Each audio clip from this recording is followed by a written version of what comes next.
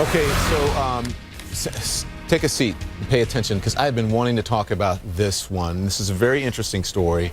You're going to want to watch this. A young man, a college baseball player from Australia, gunned down at just 23 years of age by 3 teens in a small Oklahoma town. His girlfriend is today struggling to come to terms with the murder of Chris Lane and what's being called a thrill killing. It's the hardest thing you could ever imagine happening, and I think there's still a lot of shock and disbelief and a lot of anger and sadness. It's just every emotion flooded in. Okay, so it is not just the shocking details of this crime that's getting people upset. For a conservative radio host, for some of them, they say there's an elephant in the room that the mainstream media aren't talking about, and that's race. There's something missing here. Can you tell me what that is? Can you tell me what that is? What's missing in this story? And they do it every time. Do it every time. Every time. So you almost are guaranteed that if the race isn't mentioned in a story like this, it's because they're black. Boy, they're being drawn to this reluctantly. They really don't want to get anywhere near this. And the reason they don't is because this is black on white crime. And that doesn't happen in the mainstream media world that they portray. In the mainstream media world that they present us each and every day, black on white crime doesn't happen. Okay, so let's talk about this now with Ben Ferguson. He's a CNN political commentator. He's a guy right here in this monitor. Marc Lamont Hill sitting next to me, professor at Columbia University and host of HuffPo Live. I intentionally did not read the notes on how either of you feel about this, because I wanted to come naturally here. Fair enough. All right. They have a point that Trayvon Martin, race became an issue in this, but this didn't. Do they have a point? No, they don't have a point. First of all, the media coverage on this has been probably more intense than it was on Trayvon right after it happened. It took months for the Trayvon Martin controversy to come to the national media, and it only came to the national media because he wasn't arrested. Because there was no arrest, because there was so much dysfunction in the process. Here, the alleged killers have been arrested, they've been charged. If this had happened with Trayvon, we wouldn't even know who Trayvon was. Is that... But many will say that is making an excuse because race is a third rail in this country. And anyone who is, if you're talking about it, if it had been 3 white guys, and it had done that to a black guy, immediately the media would have jumped to race. Ben Ferguson, go ahead.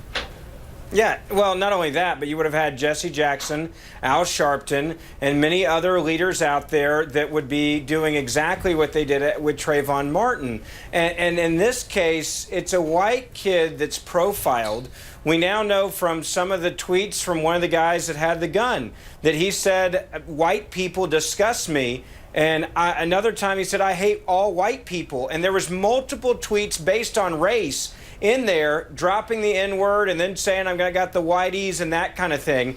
This is a crime that it's pretty obvious had some racial implications to it, truly. By those that did the crime, they go out and find a random white person who's running and kill him. How does race not be a part of this? And even the issue of, can it be a hate crime? I think... All right, Ben. Don't filibuster. Don't filibuster. Let the man get in. Ben, those are straw men. I have yet to meet anybody who says that killing a white person isn't a hate crime. I have not met anyone who has said that this wasn't driven by race. They said we're going to kill a white person. That is by race. If that is in fact the case, it's a race crime. It's a hate crime. That's not the issue. The issue here is if there's a double standard or not, and there is not a double standard. And there is. I think there is. Hold on, Ben. And here's the difference. How, Ben?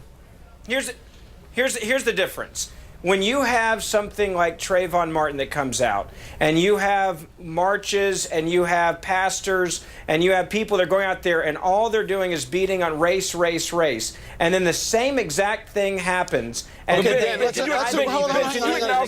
do point by point here. Let's do point by point. So you said you have pastors coming out. No one's stopping white pastors from coming out and saying anything about it. If it is, so white pastors can have the opportunity to come out if they want to. Ben?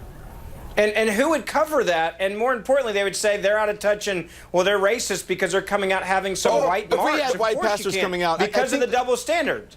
I think the distinction that we're that's saying the whole here, double standard. we're talking about, is there a double standard with the media? I think you're talking about, is there a double standard with the law, or are you saying I'm with saying the media? There is no media double standard. I'm saying the media doesn't- hold on a minute. specifically with the media. I'm talking to Mark. The media doesn't jump every time a white person does something to a black person. White people rob, rape, kill black people all the time, and vice versa. The media doesn't cover every ordinary local crime. The reason Trayvon got covered by the national media was because there was a national spectacle attached to it because of the dysfunction. There was no arrest, the way the bodies were treated. There was a set of issues that didn't work properly. The reason why this isn't being swarmed by the national media is because everything worked properly. The guys were arrested. They should have been arrested. They've been charged. They should have been charged. Again, if George Zimmerman had been arrested and charged, we wouldn't even know who Trayvon Martin is. And Ben, you have to acknowledge the national media did not jump on Trayvon Martin. There were no marches about Trayvon Martin until months later.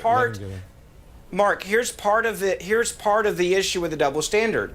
Are these young men even have the possibility of being charged with a hate crime based on the laws we have today, even though you admit this obviously was a targeted killing of a race? And we never see African Americans, when they target someone specifically on race, be charged with a hate crime the same way that if it was flipped around. Why are they not charged with a hate crime here? We don't know yet. This is the instance I'm naming. All right, so here's the thing, though, Ben. I understand what Mark is saying, because it has been, what, a week now since this has happened, and it took weeks before there was national outcry with the Trayvon Martin case. So I understand, as I'm sitting watching this on my days off, I'm watching all the networks, and as the information comes out, there may be information that comes out as you look at in their social media, as you look at whatever they were writing online or to each other, that may come out in the coming days. But to immediately jump on it and say there is a double standard, I think it's jumping the gun a little bit here. All right. Well, I'll say this, okay? If there is a gang initiation that happens in this country, and 2 or 3 or 4 African American men go out and shoot and kill a white guy, how often does that get covered? When does that happen? You're making up hypotheticals. Happened to me. Happened to me. It's not a hypothetical. It happened to me as a human being. No one cares about that article because that is not an issue where there is race involved per se. Ben, can I ask you one quick question? Can you admit that we've talked about? Can you acknowledge that we've talked about this killing of the Australian baseball player far more than we've talked about the killing of Trayvon Martin a week after it happened? I think as soon as it goes national, that's obvious. And I think, but Trayvon Martin, the fact that the way that race was used to continue that forward was far outside of this and even remote possibilities. That was over a year-long case in the public media.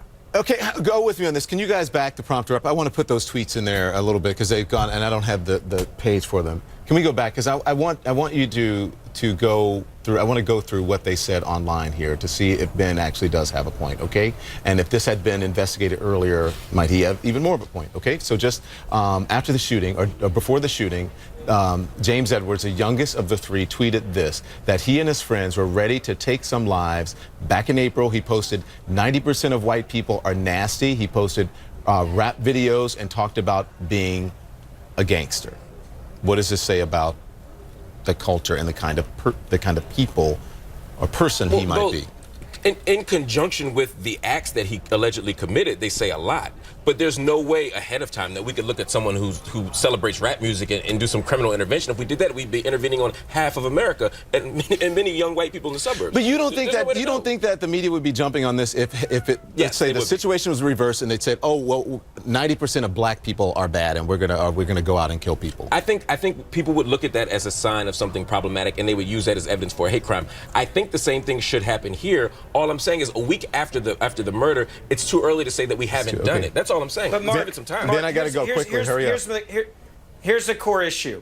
If this would have been switched and those tweets would have gone out, we would have had the first charge be a hate crime, and there still has not been a hate crime charge to any of these 3 people. That is the double standard at its core. Then why wasn't George Zimmerman tried with a hate crime? So listen, there's a lot to discuss here.